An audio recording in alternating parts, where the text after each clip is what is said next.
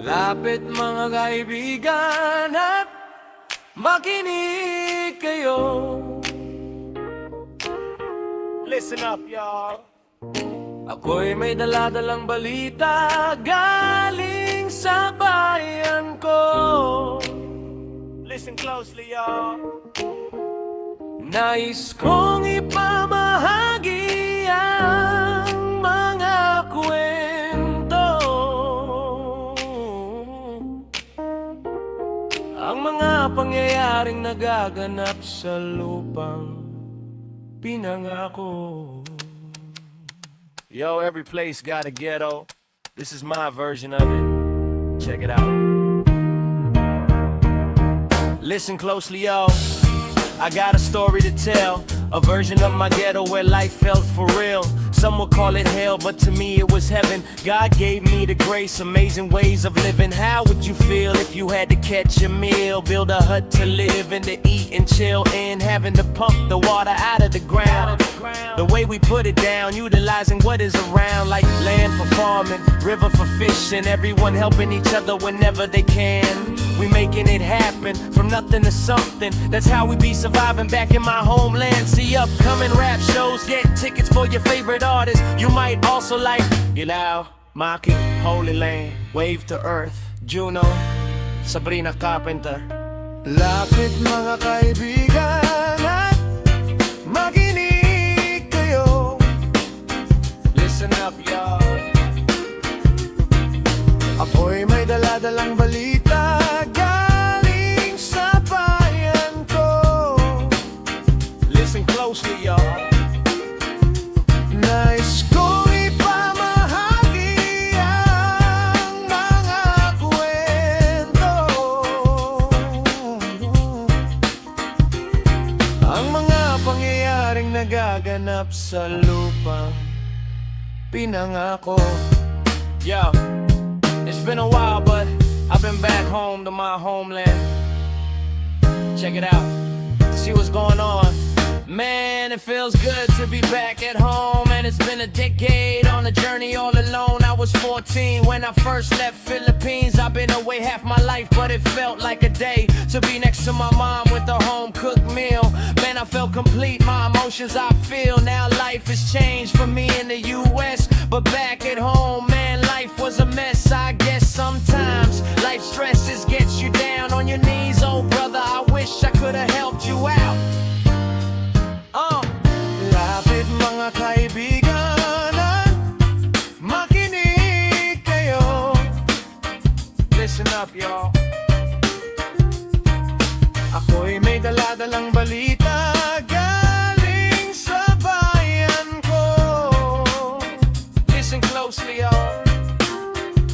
Nais kong ipamahagi ang mga kwento, ang pangyayaring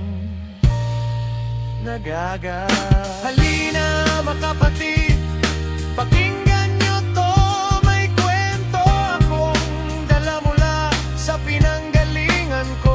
Hindi ito alamat, hindi rin katang-isip, buhay naming totoo sa lupang minahal ng isip. Every city got a shadow and a light. This one's mine. No filter, no disguise. Makinig ka muna, may kwento akong baraon. Hindi man perpekto pero dito ako hinubog noon. May nagsabing madilim, mahirap intindihin, pero sa mata ko dito pa na tong huminga at maniwala rin. Kung gutom ka, hahanap ka ng paraan. Kung walang bubong, gagawa ka gamit ang sariling kamay. Tubig hinuhugot sa lupa, araw-araw labang ginagamit ang kung anong meron, walang sayang.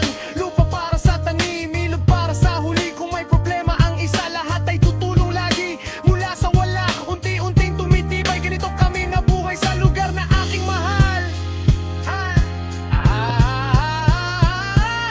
Halina mga kapatid, pakinggan nyo to, may kwento akong dala mula sa pinanggalingan ko.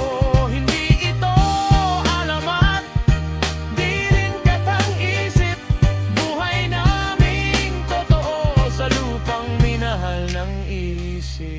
Matagal din akong nawala, pero bumalik ako para makita kung anong naiwan.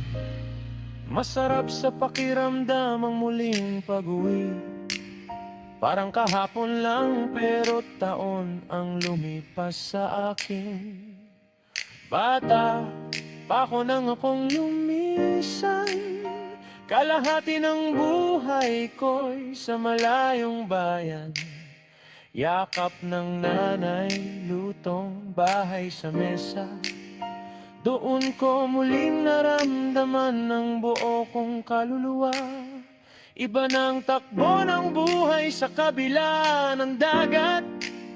Pero dito, ramdam mo ang hirap at pangarap. May mga gabing luluhod ka sa bigat ng pasanin.